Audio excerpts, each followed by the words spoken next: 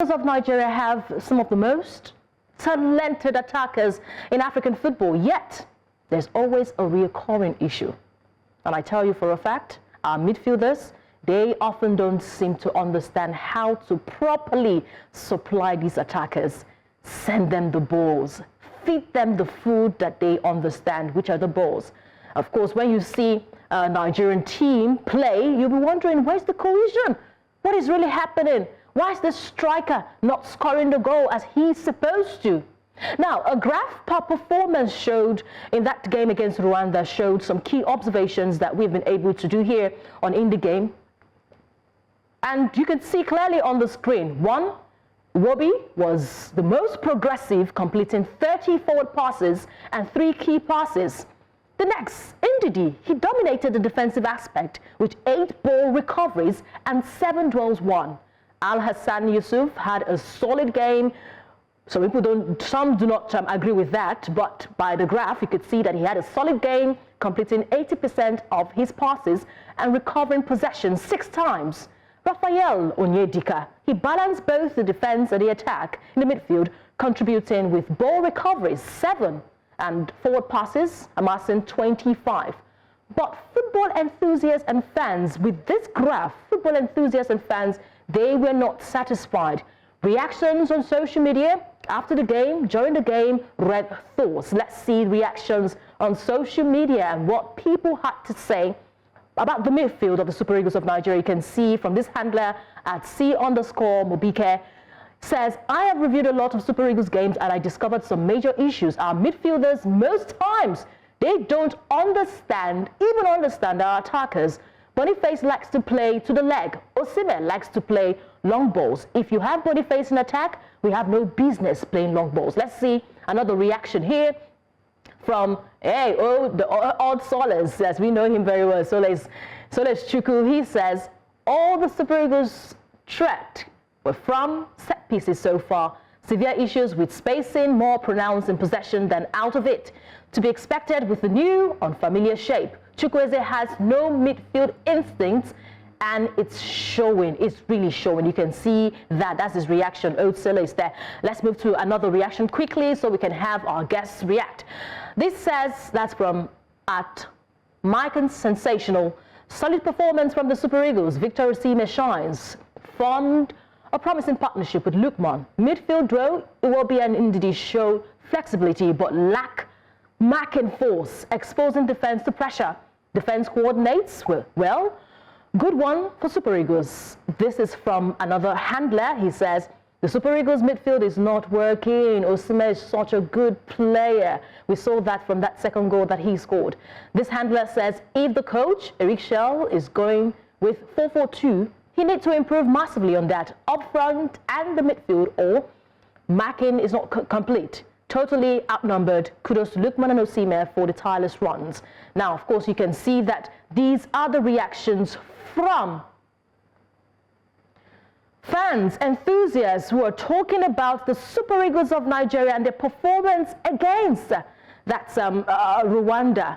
Enitan Obadina, from these reactions, let me start off with Obadina. Do you concur with the handlers? Because everyone is a coach when the Super Eagles are playing. But do you concur that there is a midfield problem? We had issues in that midfield there. Let me start off with you acknowledging that there is a problem indeed. All right. I would agree. I'm not a coach. I'm not licensed. So, from the layman's view, I would say there might be a problem attacking wise. We have fantastic midfielders, no doubt. But the problem for me is how do we combine these brilliant minds, to work as a team? Who is the sitter, who is the runner, and who is the passer? Those are the 3, main key characteristics for me from midfielders. Who is the runner, who is the passer, and who is the sitter? Now, Ndidi used to be a very good, defensive midfielder, but over time, we've gotten to see that even at his club side, Leicester City, he has been much more attacking minded in the last 2 seasons, due to the shape they play at Leicester City at this point. Now, Alex Iwobi as well, He's also a runner, moves with the ball, connects. He's trying to be the connecting point between the midfield and the attacking positions as well. But one thing I feel the Super Eagles midfield lack at this point is a creative midfield dynamo. Someone who can decide, the tempo of the game, someone in the Toni Kroos mode who can decide the tempo of the game, who can decide, how the game should go. Someone who controls, who gives those key passes, those final touches, has really been missing in the midfield. Okay. Although, with the quality of, with the structure or the kind of players we have, I don't think we have any, of such a midfielder at this point. Okay. I think Alex Iwobi is the closest to that, and we just have to manage with what we have. All right, let me hear from Enitan. I just want the acknowledgement right now, and you've acknowledged there's a midfield problem there. So Enitan, do you also concur there's a midfield issue, there's no cohesion there, not connection there? I would like to disagree, and I'll make a quick reference. Before you pass a judgment on a system of play or the success or otherwise of the midfield, you have to consider, you have to consider the way the coach set up, and that is very important and critical when you are looking at it realistically. The coach started with a 4-2-1-3 formation, diamond. That means will be at the edge, at the topmost of the midfield, and Ndidi protecting the defense. But of course, such formation gives room for smaller numbers in the midfield overall. But the idea for the coach is basically when we are attacking, we have enough fluidity, which will be just sitting behind the three attackers. Of course, coordinating with Ida Ademola, who had a free role in that game, and of course Simon and Chukwueze both playing for the fans. But when they are playing defensive, when they are going on defense, Simon and Chukwueze collapse into the midfield and sometimes turns it into a 4-4-2, but a 4-4-2 with a defensive, in a defensive-minded way, so that we can crowd out when the opponents are coming. But here lies in the problem. When you have few numbers, like having two midfielders in a game, then your opponent is playing up to three midfielders, then you run out of trouble, you run out of space to be able to deliver the kind of passes that you want to. And I think that's where the problem is. Before this game, I'd expected Chelsea was going to play the 4-3-1, so having three midfielders, Raphael Onyedika, in the absence of Fisayo, basically Dele Bashiru, Raphael Onyedika will join the midfield to play alongside Iwobi and Ndidi, and then we have the compact midfield. If I take your mind back to the AFCON, Pesero had to switch to a 5-3-2 situation because you needed to close your midfield, because that's the action room, that's where everything happens that decides game. So I would not necessarily say that the midfield is bad. I would just say basically we don't have enough numbers in the midfield. All right, Bemitepo agrees. Enitan, you have your right to disagree. But let's take Victor Osimhen, for instance. Boniface, I beg your pardon, Victor Boniface, for instance, he strives when the ball is played to his feet because he's strong. He's got a quick feet. He can maneuver in tight spaces and can finish well. But we often see the midfielders and defenders launch long balls forward, forcing him to chase something that doesn't suit his natural style. Is this not counterproductive or productive for Victor Boniface? Because we've always had that pressure on Victor Boniface for him to deliver like he does for Bayer Leverkusen. Enitan, you did disagree that there's a problem. There's no problem from the midfield, but let's put Boniface in the context right now and the long balls.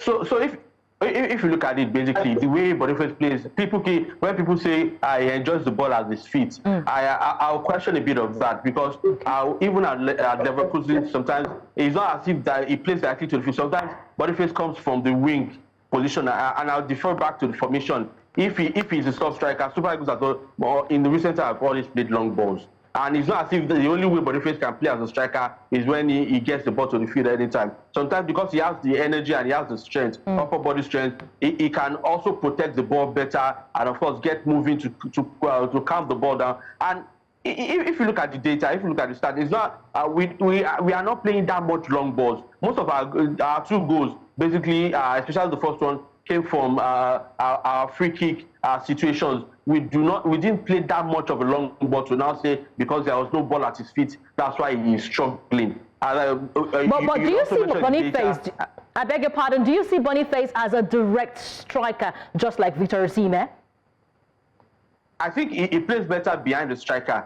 For me, basically, that gives him that shape. Even at Leverkusen, he's not playing as a lone striker. He plays in a joint strike force situation. And when you now put him as a lone striker, of course, he will tend to struggle, and that's where someone like Osimhen thrives. Osimhen can be a one-man battalion, if I could use the word, where he can chase down and run down defenses to pick up any small opportunity, while Boniface tries playing alongside another striker that they can feed off each other. Maybe, let's say, pair a Boniface and Osimhen together, where Osimhen does most of the ball holding and then creates chances for Boniface and vice versa. They both can do that. Of course, having a Ademola Lookman who also either get to run with the ball or get to control long ball, they can always play into him from the wing. It's not as if every time we get the ball, we just send in a long ball for strikers to pursue. We do have wingers. We do see them play to the wings.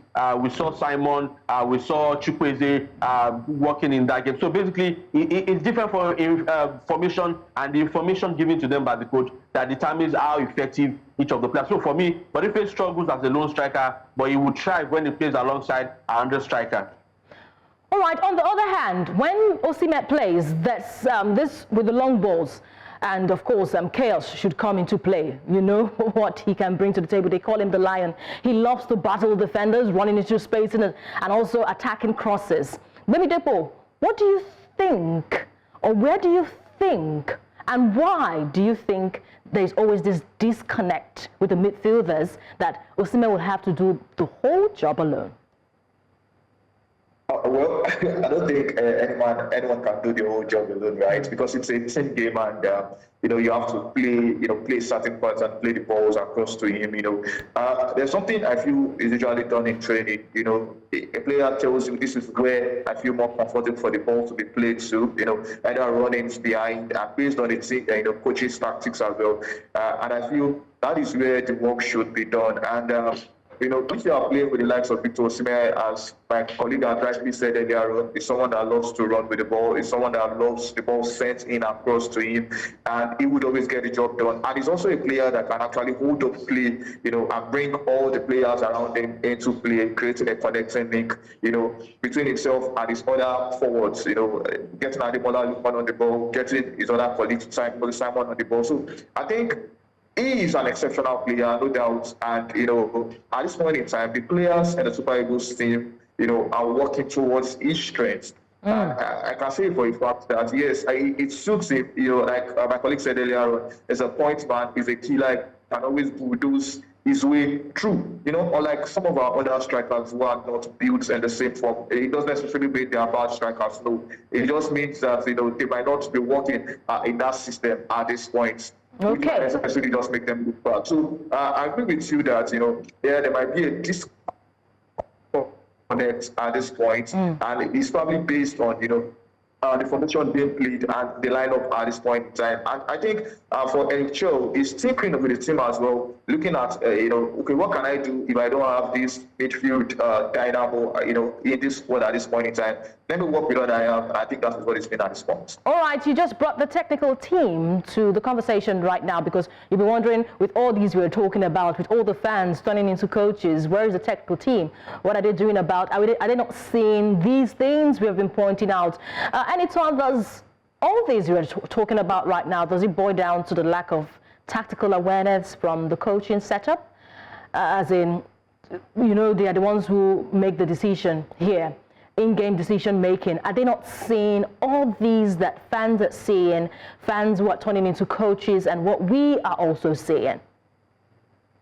So I'll basically say this: the coaches see more than the fans, see more than all the media, and football has gone down to a lot of rabbit hole of data. That sometimes what you see in a game is not what the coaches see. You have to understand that. You can say, hey, the midfield is down, is not effective. We had the same conversation under Pesero when he used Iwobi, and of course the other guy at Augsburg, his name escaped my mind, that Frank Onyedika at Augsburg played. They were both drafting, and they spent more time in the defensive third than the advanced third, because they know that if they get the ball, is either Onyedika is the runner, and sometimes the interchanges, or Iwobi is the runner. It comes down to discipline about keeping the ball. For coaches, sometimes the most important thing about midfield for them is keeping the ball and then releasing the wingers, the attackers, to finish the job. And once in a while, the midfielders get a chance to beat the runner, to run the ball forward before releasing it. So when Nigerians don't see the typical number 10 role, that's why we have this conversation about we don't have an attacking midfielder, blah, blah, blah, and all the stuff that people will talk about. But once you have your system set up to protect your midfield, the only worry I have about the current system for the technical crew will be using 2 midfielders. I would have expected at least 3 midfielders in that game, and that gives a sort of stability. But you also have to respect what they have done.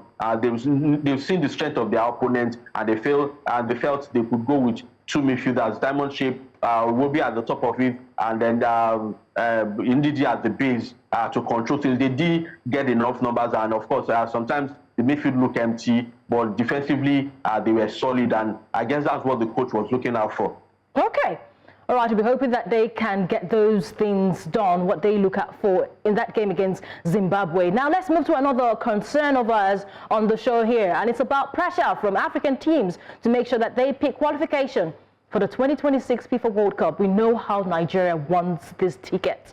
We have 5 games to go. We need to do all we can to make sure that we make our way down to the United States, Mexico, and Canada. Now, with the expansion, Enitan Obadina, of this FIFA World Cup to 48 teams, Africa, you know, we now have 9 automatic qualification slots. It can be 10 if any of the African team gets to that intercontinental playoff.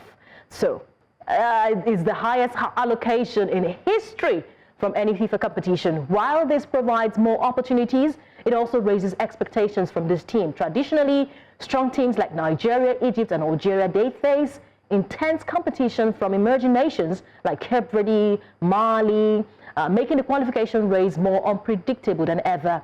Recent history suggests that missing out on the World Cup can have serious repercussions.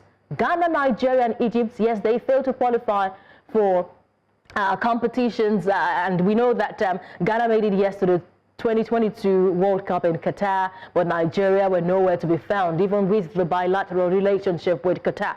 We knew all that. But at this time, African teams, there is a demand for them to prove themselves on the global stage. Let's analyze this conversation right now. You can see the slots on the screen. Obadina, does the increase in number for African slots, does it reduce or amplify the pressure for top teams to qualify for the World Cup?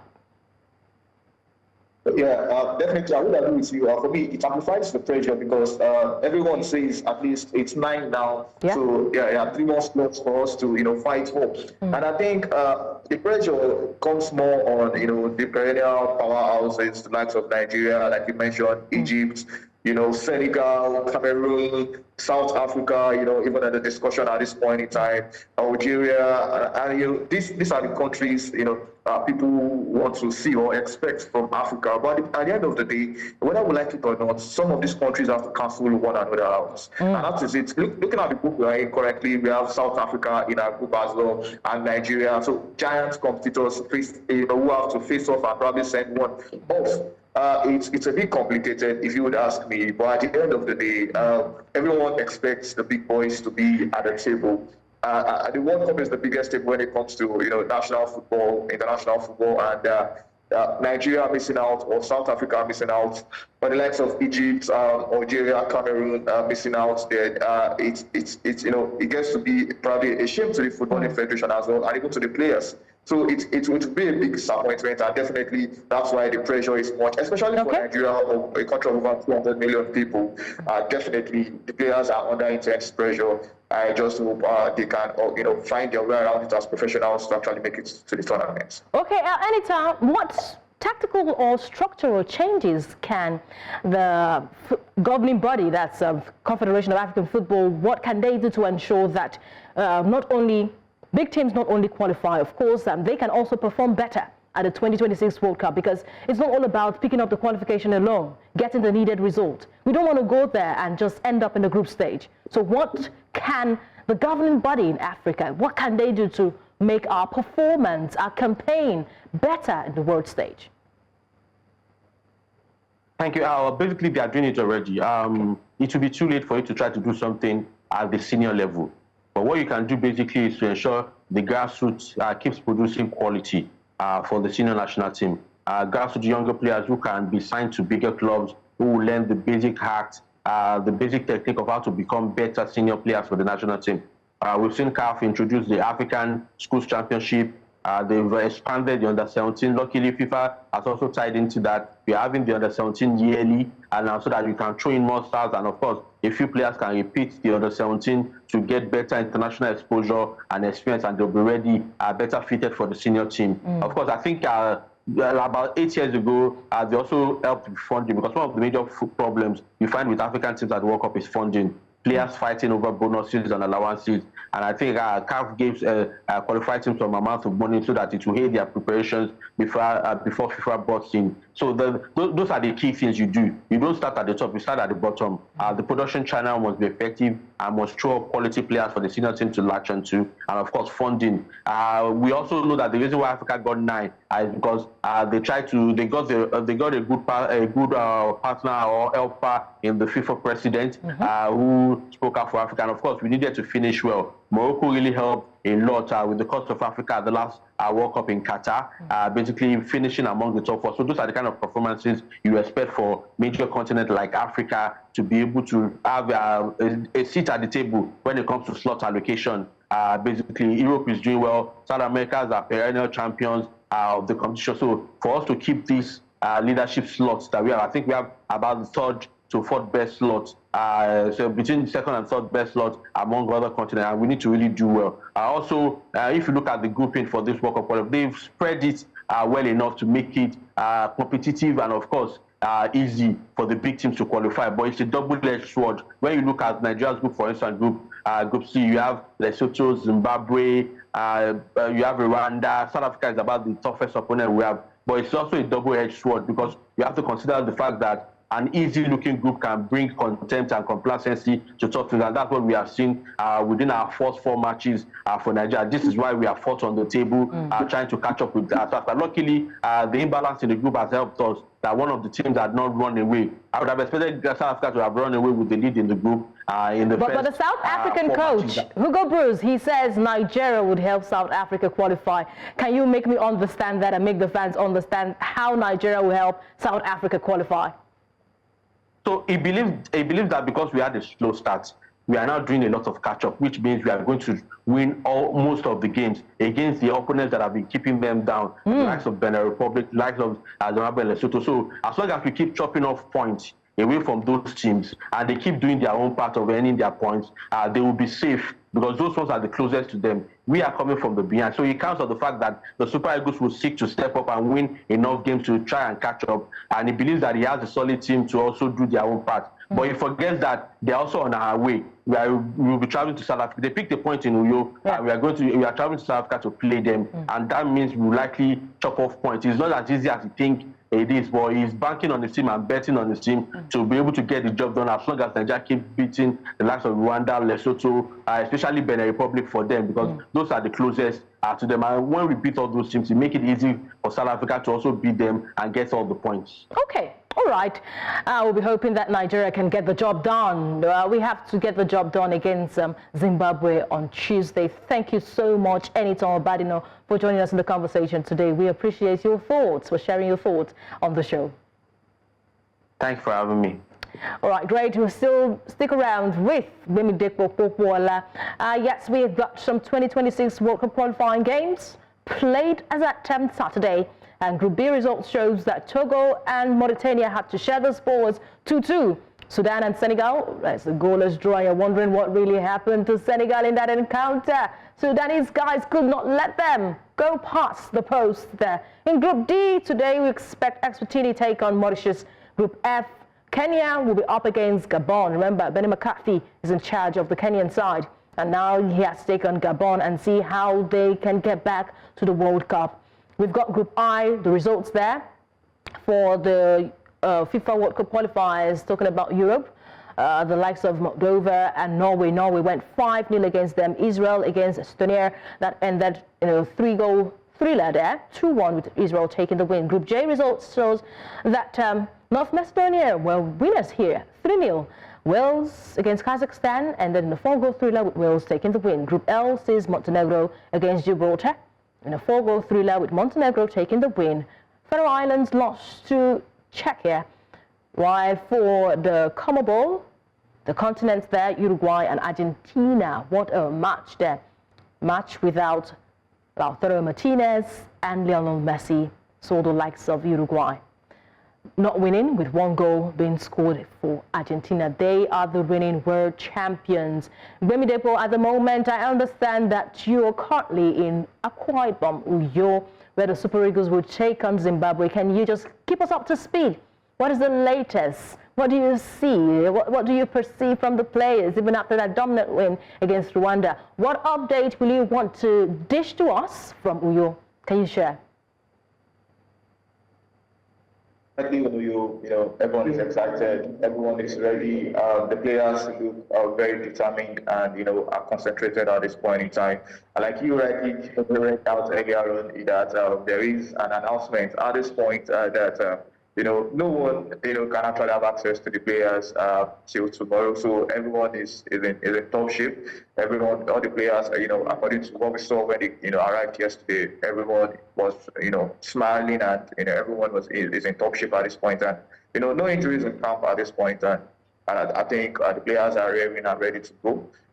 We just hope that the indoors closed sessions would actually help as well, help the players get themselves and their minds in the right spaces ahead of the game on Tuesday, which is very key for Nigeria, because like we all rightly know at this point in time, a win is what we want, and without guaranteed, I think we'll be it's the right step in the right direction at this point in time. So yeah, currently at the stadium in Uyo, currently in one of the offices there, as we do not have access to the stadium. The Zimbabweans are currently training. And I'm sure you're one of those who are not really, impressed with Eric Sekushel and his sanction of not of allowing a closed door training. I'm hoping you can get all you need on this trip.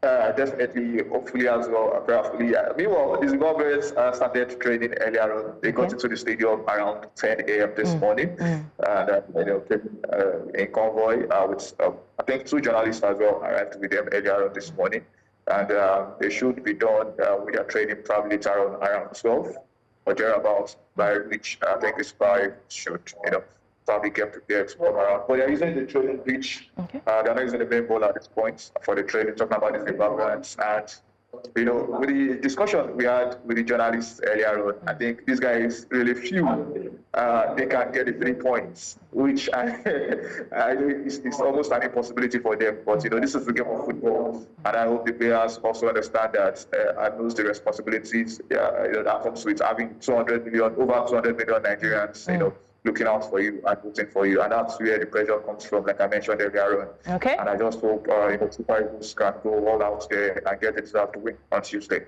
All right, I know that journalists, we always get the hunch. We get tidbits from hearsay, and it becomes something solid later on. Do you know if Eric Sekushel will have a switch of a plan for that he had against Rwanda? Are we expecting any player being fielded in the starting 11? Do you hear, you've just told us that there are no injuries, so that's good news coming from the Super Eagles camp. But great to see that Tolu Arokudare, of course, he had his first start with the Super Eagles of Nigeria. Is there any glimpse that we would have maybe one of the MPFL boys, have a start? Honestly speaking, at this crucial time of the campaign, I do not think we'll be seeing an NPFL player start the game. Probably committing if we have a very... It'll be a jinx breaker. Yeah, probably coming in probably in the second half. If we have probably an LD lead in the first half, probably 2-0 up or 3-4-0 up, then we can see NPFL players, because like we all rightly know, Joe, is just starting to understand his boys, getting to know them and getting to make them play in the way he would want them to play. So I'm sure he would not want to, take a gamble on the games. And believe you me, I think we might just, like you said, the 11 that played in Rwanda again, probably on Tuesday, or probably, just a little tweak without, Okay. All right, we'll be expecting that we see something to smile about ahead of that game against Zimbabwe, when the Super Eagles will take on Zimbabwe on home turf. We're at home turf. The whole 45-seater stadium in Amahoro was filled to the brim Yes, in that game against Rwanda. We're hoping that fans can come out and then support the Super Eagles at the Gospel Akpabio International Stadium when they take on Zimbabwe. Thank you so much, Bimideku, for that update. We appreciate it.